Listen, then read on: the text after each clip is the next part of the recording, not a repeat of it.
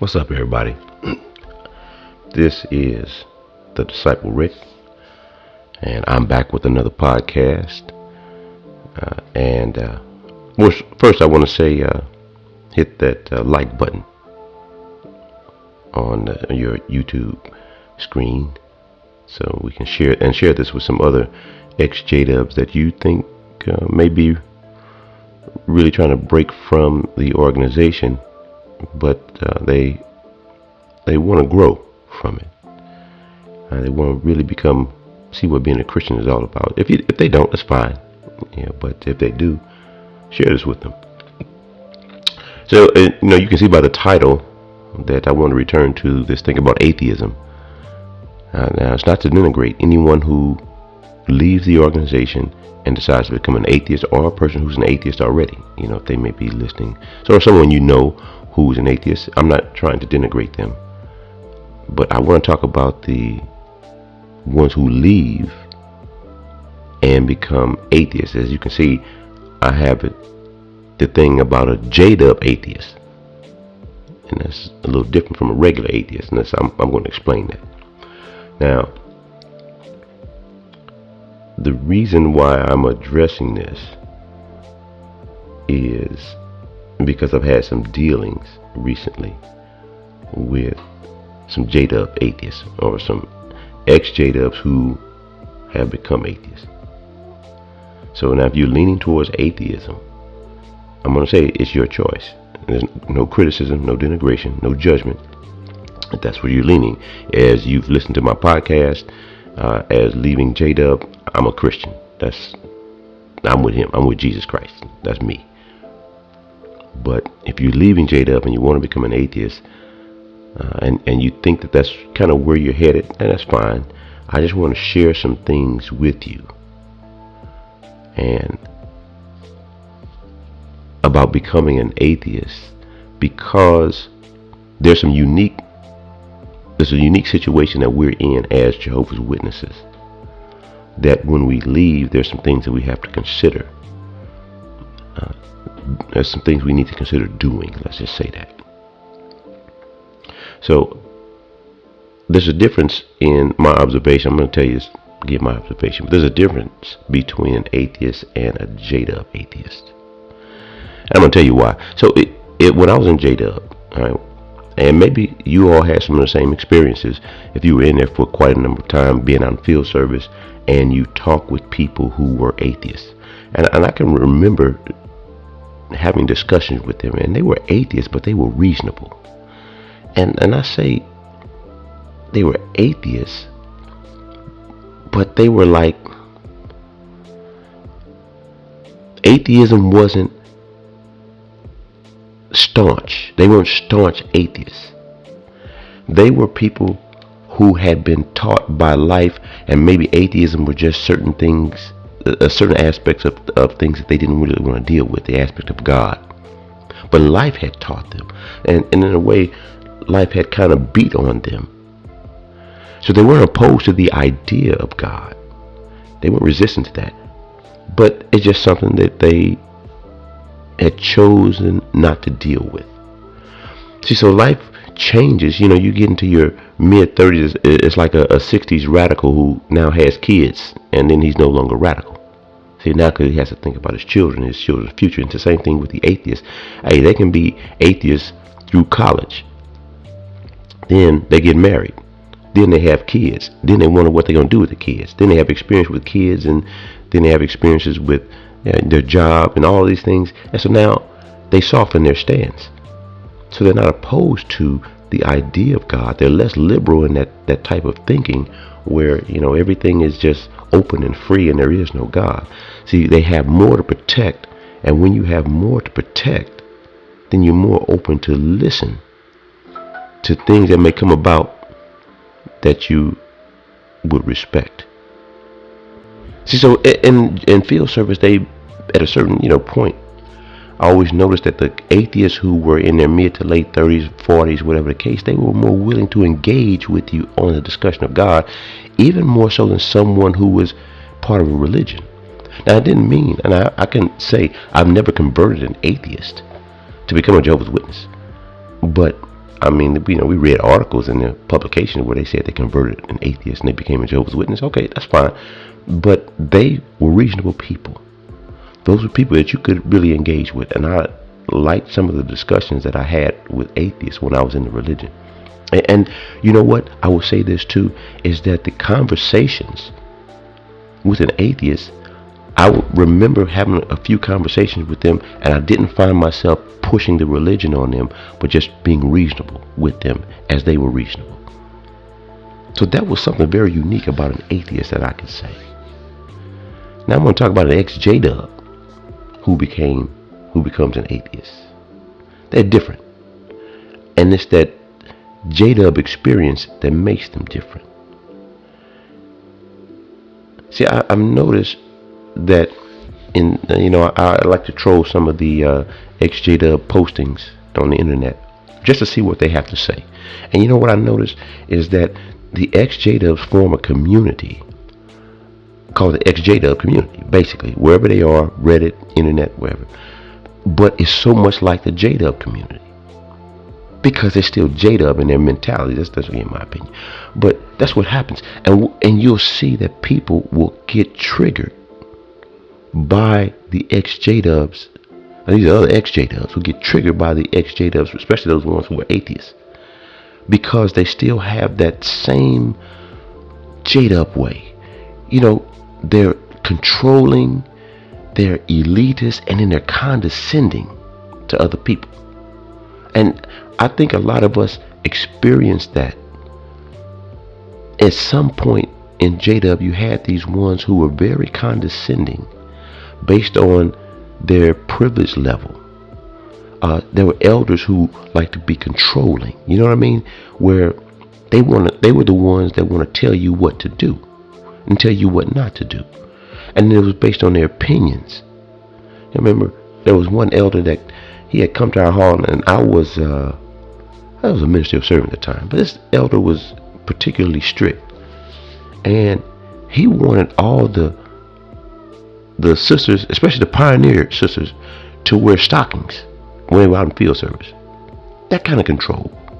It's like, stocking, man, who are you? I mean, seriously, he was that controlling. Fortunately, we had guys on the body of elders that were like, man, you can do that for your daughter and your wife, but you ain't gonna do that for us. You're gonna tell my wife what to wear.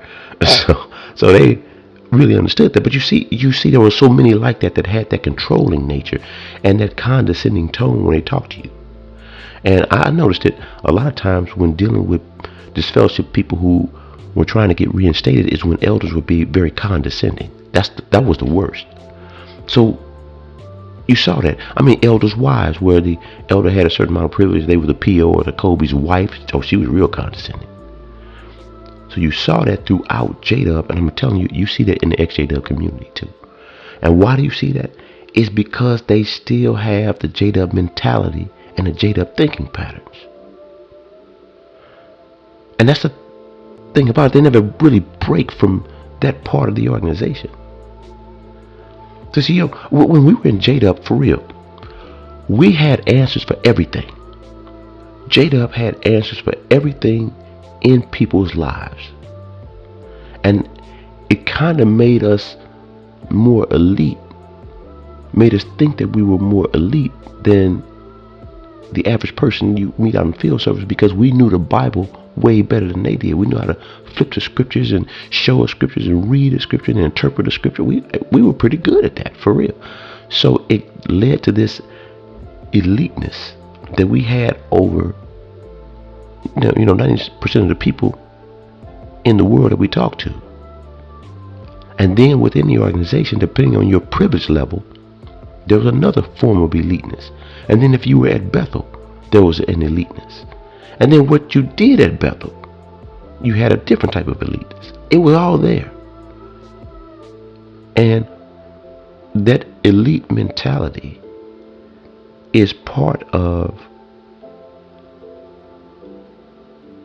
the ex-JW community, because it's part of the JW community. It's part of the religion. And I see that when I would read some of the things that these ex-JWs would write, and then people who were in that ex-JW community too who are writing, they got triggered. And they come out and say, that triggered me because you're trying to be controlling, just like it was in the organization. And I would see that. See, so really, an ex-JW who leaves the organization and becomes atheist, in my opinion, they still JWs. They just switch knowledge.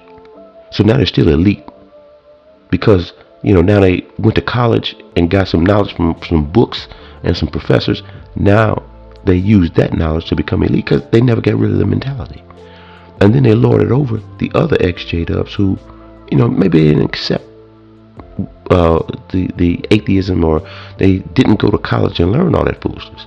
I not call it foolishness, but they didn't go to college and do that. Maybe they went to college still, but they wasn't going that way.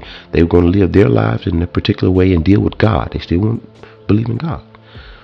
So those ex-JWs though, who become atheists, I'm saying they're still JWs. They're just like JW rebellious children. See, they get this knowledge though, and then they lord it and condescend over other people. See, they don't realize with rebellious kids who rebel against their parents, they still think just like their parents. They're just rebelling. So any information they take in, they're going to use it to rebel against their parents, but they still think just like the parents, because the parents taught them to think a certain way. So ex-JWs were still taught to think a certain way. If you were in the organization for an extended period of time, you grew up in it, yeah, you were taught that eliteness, that condescending tones, that condescending actions.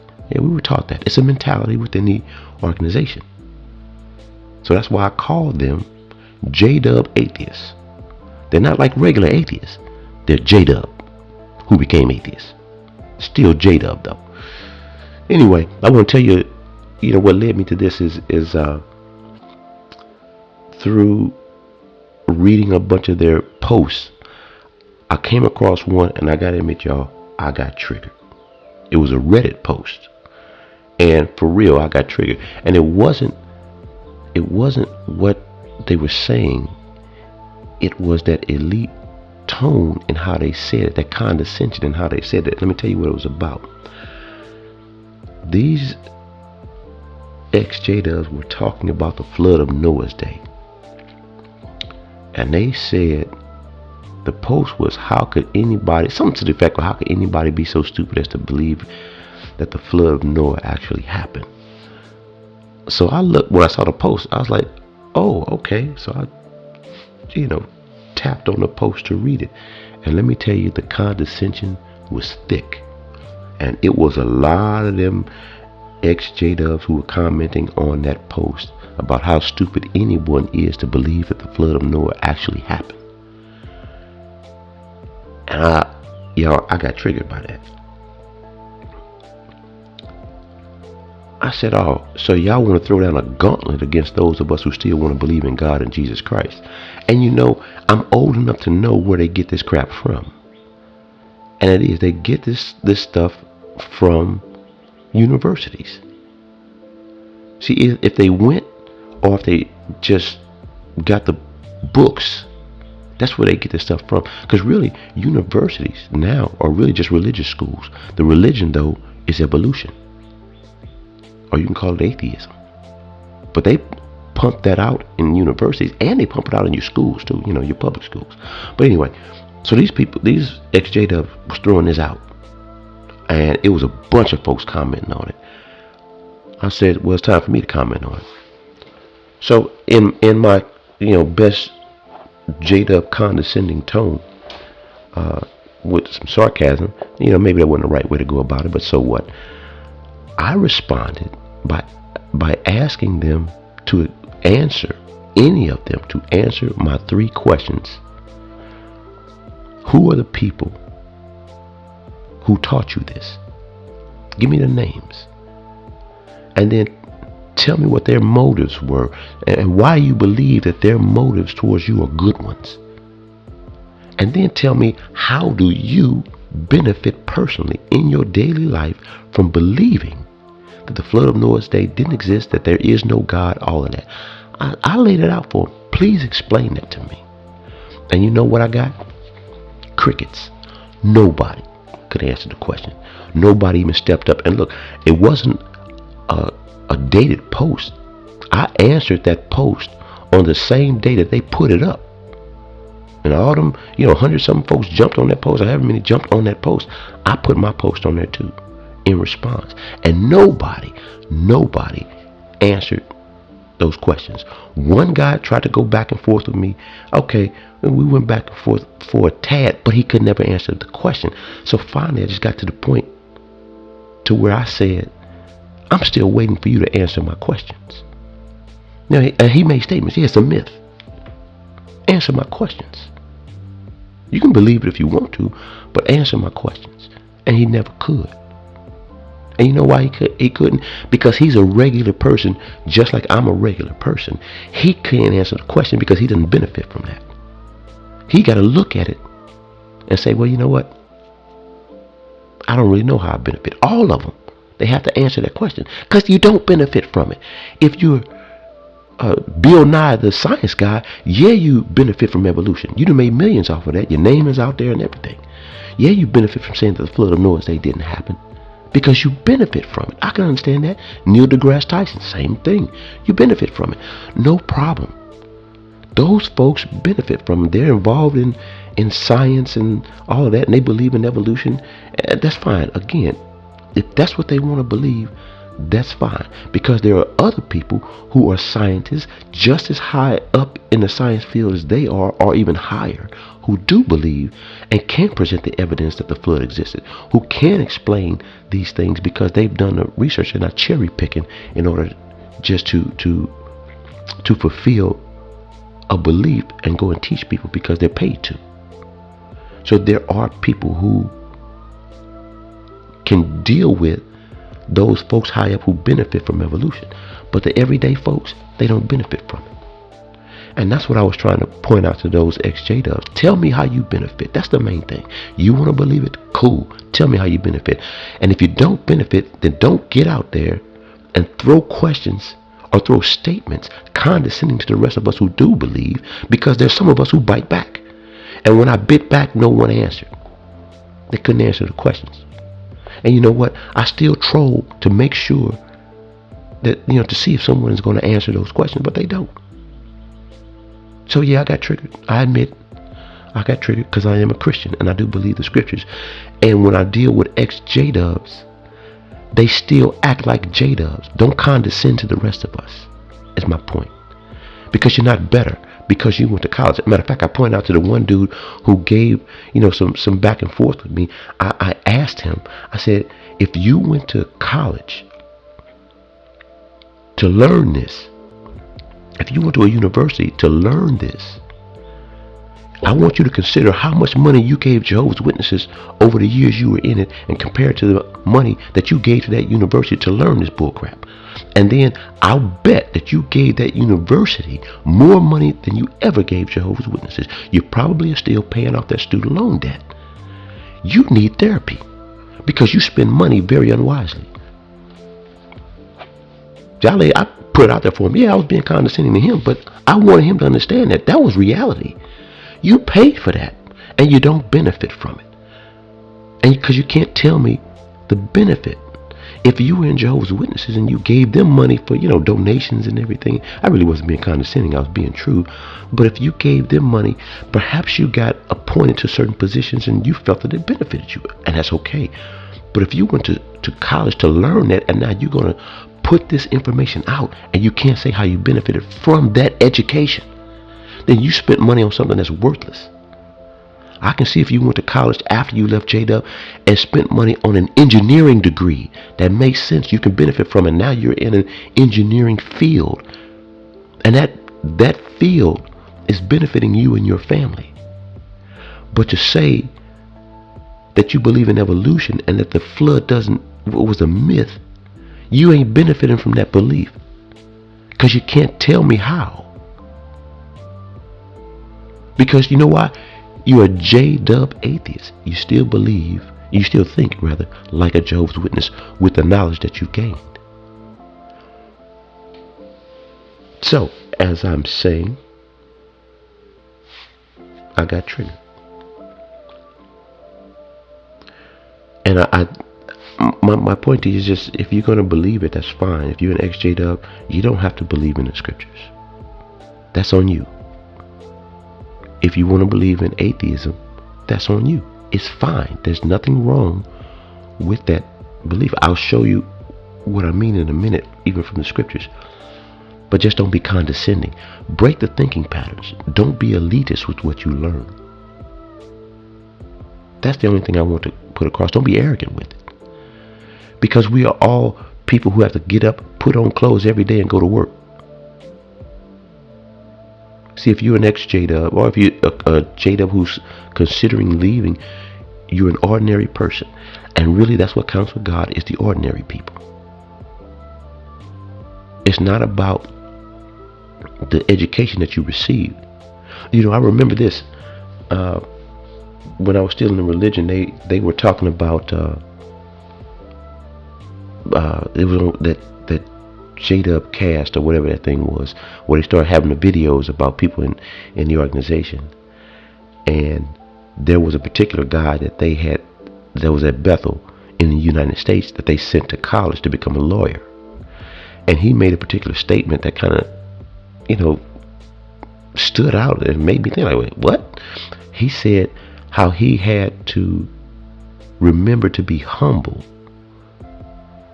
because now that he got this college degree and this legal degree, that he can start to feel superior.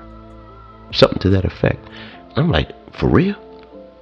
You feel superior to other witnesses because you got a degree? That even came out your mouth? That you would even say that in front of other Jehovah's Witnesses? Now I understand. It's because we're taught that elitism, with whatever knowledge we get, we're taught to lord it over other people. It makes more sense once you step away from it. You really can make sense of it. The JW organization teaches that eliteness. And so we have to break that thinking pattern. And so that we can be humble, because we are just humble, everyday people. We got to budget our money, spend wisely, save for the future. We're not rich, we're not wealthy. So what is it that we have that we're going to lord it over somebody else with? So why would we even maintain that mentality to think that anything that we get, now we can condescend to other people who don't have it? So all I'm saying to you is break the mentality, because dealing with those ex-JWs, or let me say, dealing with what I call the JW Atheists, I can remember specifically dealing with them 10-month Bethelites who just got approved to stay for the next 5 years. They got their 10-month review, which is called their year review. They would get that, and when they got approved to stay at Bethel longer, that's when they really got arrogant. And then there were certain Bethelites, and what they did at Bethel, they were really arrogant about it. And that's what I felt like I was dealing with when I dealt with these ex-JW. I was like, man, y'all remind me of them 10-month Bethelites who get arrogant because they get to stay at Bethel long. So just don't be that way.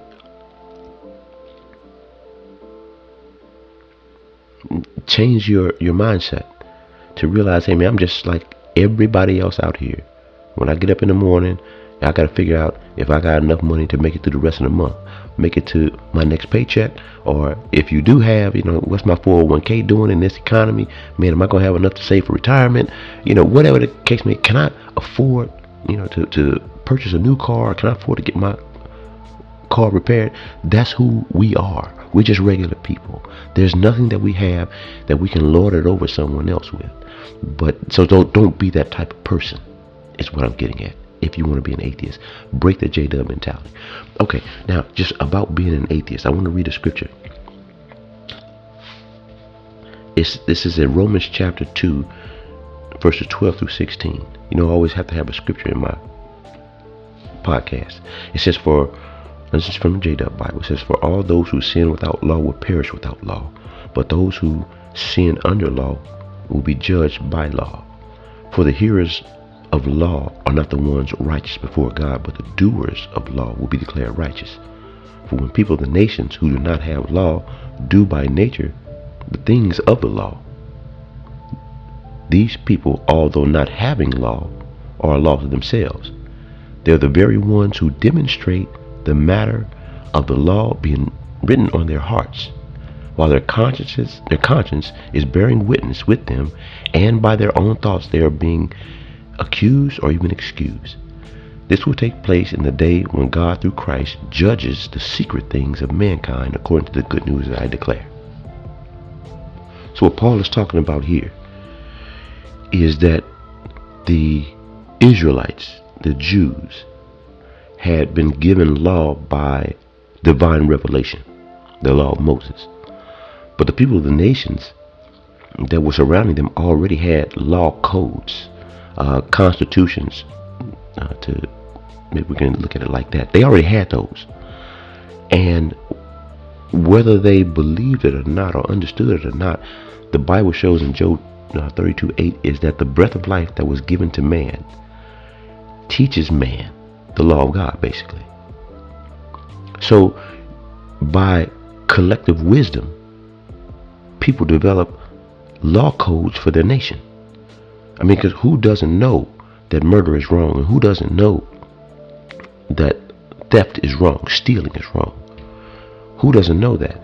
Adultery, as Paul had mentioned a little further down, who doesn't know that adultery is wrong? I mean, some people, but most folks know, no, that's wrong. That leads to a lot of pain and suffering. So people understand by what God has already given them that certain things are wrong, and then when you get together collectively, you can make a law code for the nation to know the difference between right and wrong. So people who did not have divine revelation like the Israelites did know that there is a need for law for unrighteousness. And what happened is that people lived by the law of their nation. So what he was saying here in verse 13 is that the doers of law are declared righteous by God. In other words, if you have a stable law code of your country and you do the things of the law, then God declares you righteous. That's what's going to take place for people who have died, people who live, and even live now, in the day, judgment day, when Christ then takes over the entire world. People will be judged according to the law of their nation, how well they live by that law, because it's still an internal thing, though collective, it's still an internal thing that people have from God to say there's a difference between right and wrong. So people who live by what's right, even by the laws of their nation. Am I a good person? I live this way. I try to treat people right. I try to do no harm to other folks. I know that. So people who live by that will be judged by the law in which they live and declared righteous. And so go back to dealing with atheists. Atheists believe, they believe this in a large way, that if they treat people right, they do right by their families, they do right by their neighbors, they do right by the laws of their country, that they're going to be okay. That's just the best way to live. And they're absolutely right, because that's what the scriptures say. So they die. People who die atheists will be resurrected. And really, what is it about? What did Jesus say it was about? Sheep and goats. It's how you treated people. It's everyday stuff. And especially how you treated Christians. It's just the everyday ways of life that you go about, where you know the difference between what's right and what's wrong, and you treat people accordingly, according to what's right. There was a particular atheist. I'll just tell you this quick story. There's a particular atheist that I had a lot of respect for. Now, he said he was atheist. And, okay, I believe that he was atheist, because he said it. But really, I didn't believe he was atheist, because I know that he lived by Bible principle. He had his family raised, his children raised by Bible principle. And that's what he taught them. Not that he went to the Bible himself, but in his example and in what he required of his children, they grew up and lived by Bible principle. So you can see that there was, but just from talking with him, just from his own background, there were certain things in reference to God that he just did not want to deal with. but he was not a man who lived without law. So I had a great respect for this man on how he lived and how he went about with his family. So anyway, he said something once that I still hold, that I kind of held when I was in JW, and it really, I really saw it once I left, and I see it now with the organization.